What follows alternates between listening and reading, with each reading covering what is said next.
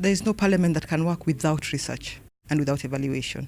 If you are working without research and evaluation, it means you are not getting the priorities right, and also you are not being able to assess yourself to see whether your policies are working and whether that is the development record you want to leave. Evaluation is key. It's everything, because you need to take decisions based on evidence, based on facts, based on accurate information. And if you do not get, you have decisions that you've taken, you have programs that you have programmed yourself, you have budgets, you have a lot of activities that some are mandatory by constitutional, others are by legislation. If you don't put in a mechanism to monitor and evaluate, you'll be lost. Because you don't know where you are, you don't know whether you are moving towards your target, you don't know whether you are almost getting there, whether there's a need to change strategy, whether there's a need to do any other thing. So it's key to everything that you do if you really want to achieve the expected results. It is very important to evaluate the government initiative. And you know, the first objective of the government is to work to the interests of the people. So now I think that if you receive some aid, some fund, you have to be sure that you use for the interest for the population. So I think the evaluation is very important in case we work with some partner. We have to evaluate. Maybe in our country, we have to monitor and evaluate how we are use the fund we get in the national budget. I think evaluation is very important. In my country, we had a mid-term evaluation, and this is very important to see what is going on the ground. And you can get real informations at the ground from the people. What's going on? You know, sometimes it happens that the thing on the ground and the thing on the paper is different. So it is very important to go through to the people at the grassroots level and what is going on there. And you have to have, in my country, we are highly concerned to evaluate the benefit of the total population, especially at the grassroots level. I think it has been very useful, and it's brought us to a point, we are a new democracy, only 21 years old, and making legislation around health has been difficult, but fun at the same time. I would give, for example, the anti-tobacco bill or the anti-smoking bill. It caused a huge uproar in our country. Evidence-based showed that it was going to be to the benefit of South Africans, and of course there was resistance about it. But eventually, when the legislation came to pass, it was quite different to what the experience was in the hearings for the bill.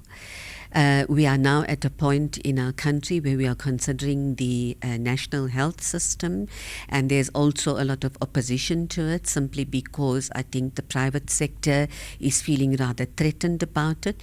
But the evidence has shown that it is a model that can work provided that there's proper funding for it, and I think it's going to be very helpful in the way going forward.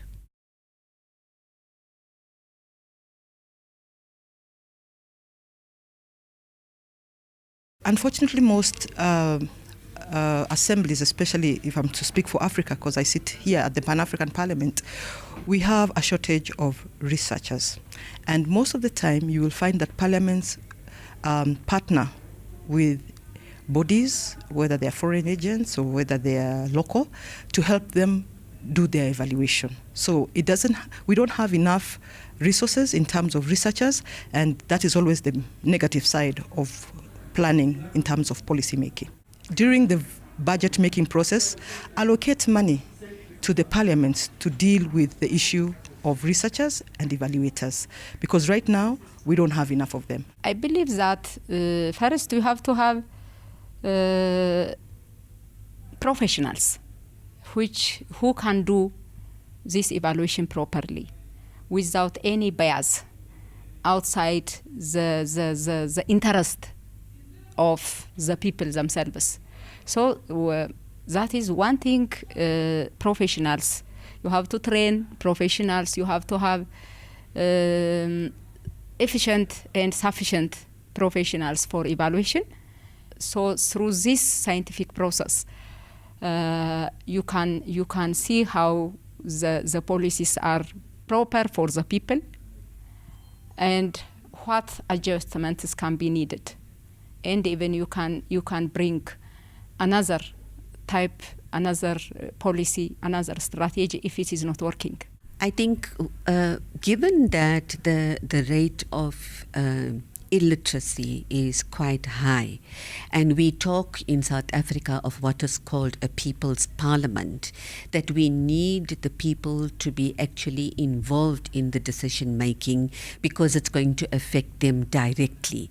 Now, we say we are people's parliament and we conduct public hearings all over the country, but at the same time, we have to take the voices of the people into consideration, and all sectors, whether you are from a disabled side of the community, whether you're from the agricultural side, whether you're a woman, whether you're a man, every single role player has got to be involved in if we want to give effect to the concept that we are truly a people's parliament.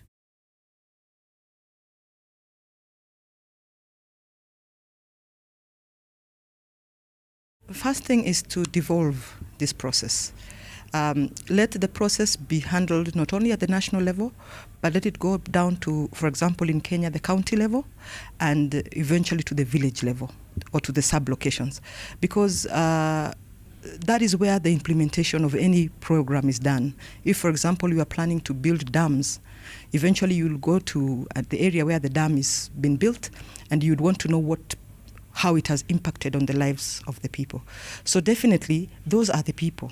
And those are the ones who should never be left behind. Those are the people at the ground who will be able to tell you that this particular dam is working well for us, or it's not working well, or we need maybe a booster, or we need pipes to go to every home. That is how you engage. And when you engage that way, then at the national level, you are relevant to what the people want. Development or growth can come by different ways. But I think the core should be, is this development benefited all the society? That is maybe in gender areas which are very, very far from the center. And in fact, not only in my country, Ethiopia, it can be even in different countries. The level of development of different areas, different regions is not the same. So you have to give attention, especially the people who are behind. Especially as I am a woman, thanks to my constitution, it gives a very huge right for women. So women are benefiting from the rule, but the practice is still a problem. That is implementation. I think we, again, at a stage where gender is coming into its own. Having just come out of a women's caucus to do this interview and hearing the voices of the parliamentarians from all parts of Africa, I think South Africa is a little ahead than the rest of Africa in terms of gender equality. The fact that the president has situated the gender issues in the presidency, the fact that we have a Chapter 9 institution dealing with gender equality shows that we are serious about gender issues. And unfortunately, when we talk about gender issues, we tend to only focus on women. But men have an equal role to play. If we deal with matters regarding equity in terms of gender, then we open up and expand social equality.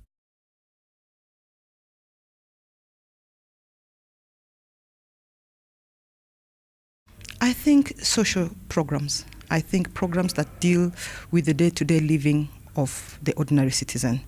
I think we should put more emphasis on health, on education, and security. So because of the fast-changing nature of the objective that we even said, evaluation will have to be up and running with the changing of the world, with technology, with the mindset of people, with the value system that we have, with the diversity that we have.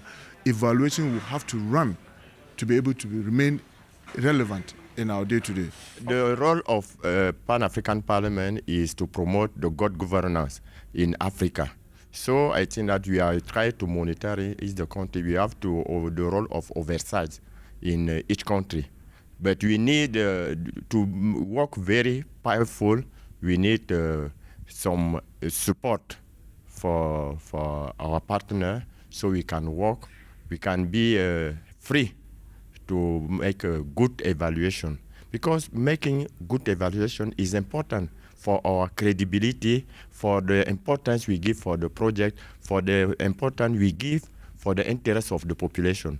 So I think Pan-African Parliament is one of the organs who can make very, very good evaluation to all the projects we can build in Africa. Evaluation has to be given more attention for education and health. I believe that these two things have great importance for change, for development.